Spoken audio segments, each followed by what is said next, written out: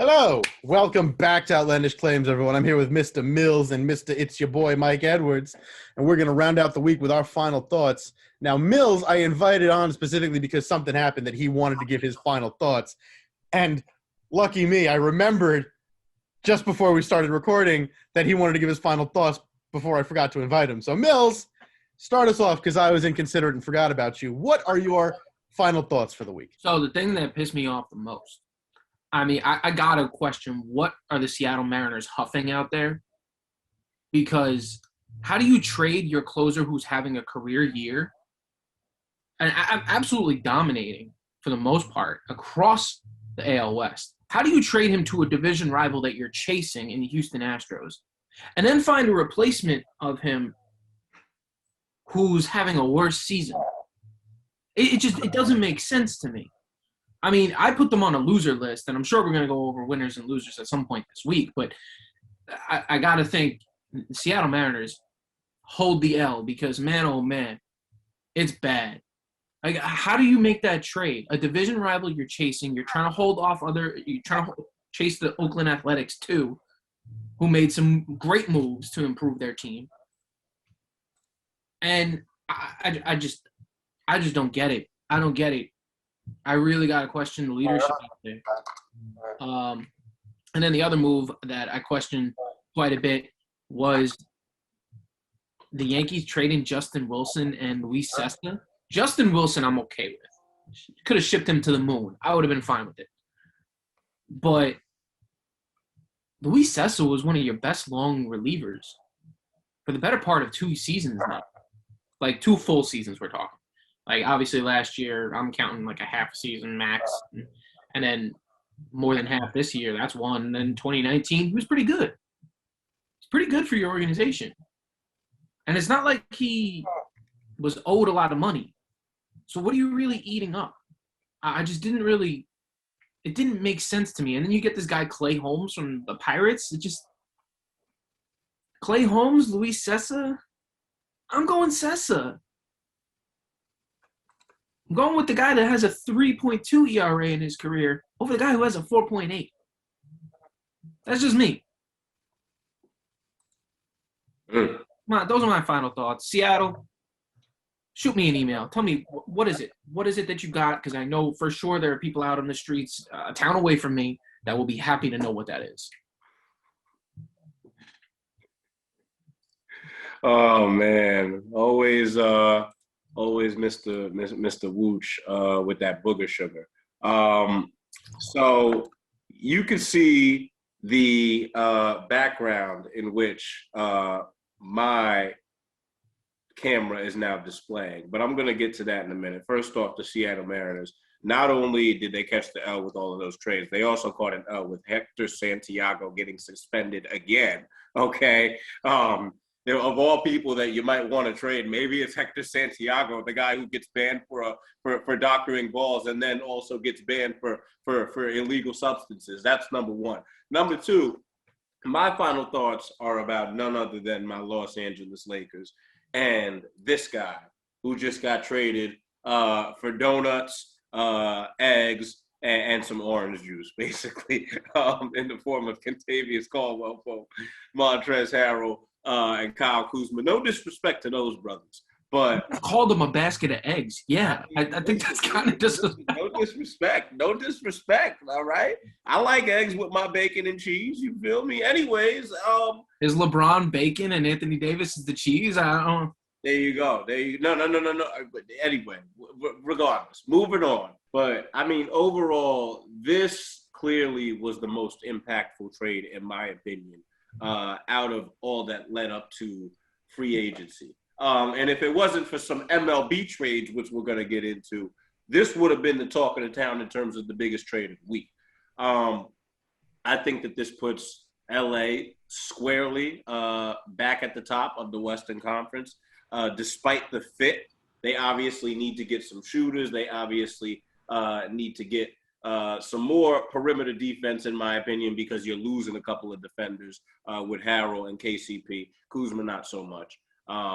And so aside from that, you have a big three that is literally as formidable as any big three or any big two or any team, super team in the NBA. The Lakers had to do it. I'm glad that they did it. We're going to see what happens. I know that Russell Westbrook has definitely had a reputation for first round exits more recently. But this is going to be his chance to prove himself, and the pressure could not be more. My final thoughts revolve around one thing and one thing only, and that is something that we're going to cover during the week a little bit, but not quite, because I don't want to go on too much about it. But I just want to say, Tampa Bay Rays, what the are you doing? Like, listen, I understand that you didn't know until recently that Glasnow was going to need Tommy John surgery. But you knew he was out and trying to rehab to avoid having to get Tommy John surgery. That's number one. Number two, knowing that, your attempts to deal with this, or at least back him up in the rotation, revolve around getting Chris Archer back fully healthy, which he looks very healthy. He's having a great rehab stretch right now. He looks like he's ready to go again. One more rehab outing, and then he's back in the pros. Good for him. And you go to trade for no one. You got Nelson Cruz, fantastic addition. JT Chargois, and nobody else. We don't know you. What are you doing? You need starters. The one thing you have that everybody in the majors knows is relief pitching. You have it. Why are you trading Diego Castillo away? You don't need to. There was no reason to trade him away. You were perfectly fine. Your bullpen was perfect. Give up some of your prospects, of which you have many more than Toronto, for Jose Barrios. What are you doing? He was in your price range. He's under team control for another couple of years. He's worth the cheap-ass money you'd be paying him, which would be under $10 million for each of the next 2 years. And you get a solid ace or number two starter. And now that Glasnow is done for not just this year, but next year, that's something you desperately need now anyway. This is why you make the trade, to back up any potential crap that happens to befall you. This would have kept you in the running. And now, once again, I must somehow, let's just track this for a second. Last year in Game 6, Kevin Cash pulls Blake Snell, and I basically tell the Rays to go f*** themselves because you're a bunch of idiots. Then they perform like this after I say they're not going anywhere in the playoffs, and I apologize to you. And I change my pick to you to be my pick for the playoffs. Now I say to you, I revoke my apology. I hope you don't make the playoffs. To you, Eric Neander, I hope you get fired. The ownership of the Rays is one of the most pathetic things in sports. But you, for doing absolutely nothing to help the starting rotation during this tumultuous time of the year when you need a starter and you knew Glasnow was going to be out for at least another month, you do nothing to help or improve your situation. You sit there on your ass with your thumb up it. You can get the hell out because you don't know jack shit. What a waste of a trade deadline. Not even just Barrios was on the market. You could have gone after Merrill Kelly. You could have gone after Kenta Maeda. You could have gone after Kyle Gibson in Texas. John Gray in Colorado. I was waiting for the motorcycle to stop being stupid. John Gray was taken off the market during the trade deadline. They weren't going to move him. The Rockies are another bunch of idiots who decided that they were going to extend both Story and Gray qualifying offers and get and get compensation picks if they chose to sign somewhere else, as if compensation picks would be better than what they'd get from teams deciding to trade with them. But you could have gone after John Gray, certainly. You could have gone after Danny Duffy. You could have gone after Zach Gallen, maybe. Pablo Lopez. Can't imagine it would be cheap because Pablo Lopez is really good, but, Zach Thompson. Anybody else? Kyle Hendricks. And you chose nobody. Who? Kyle Hendricks. Kyle Hendricks. John Lester. I mean, honestly, at this point, John Lester's veteran presence would actually at least have been a little helpful because at least he's got some World Series expertise. And AL East expertise.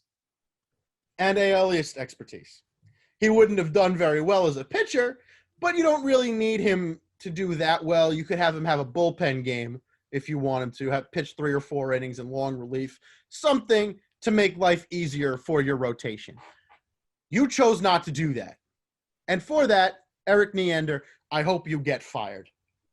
That will do it for us today. We'll be back to – I had to check, and I apologize for having my phone up. I had to check if hell froze over, and it didn't. So I'm, shocked that this is actually your take here. No one is harder on their own teams than me. I rip the Eagles to shreds when they do stupid things. I rip the Lightning when they do stupid things. This is dumb. This is intensely dumb by the Rays, and they really deserve nothing but missing the playoffs at this point because they did a dumb thing, and they do not deserve to succeed for doing something that stupid. Unless, and this is the only unless there is, unless Shane Baz and Brendan McKay and Brent Honeywell are all somehow closer than we think to joining/rejoining the rotation. Yeah. That will be the only saving grace if they are all somehow closer than we all think they are. Otherwise, get the hell out. That'll do it for us today. We'll be back tomorrow to discuss some sport and the free agency or the trade deadline if it's MLB. Come back and see what we do. Thanks for watching. We'll see you then.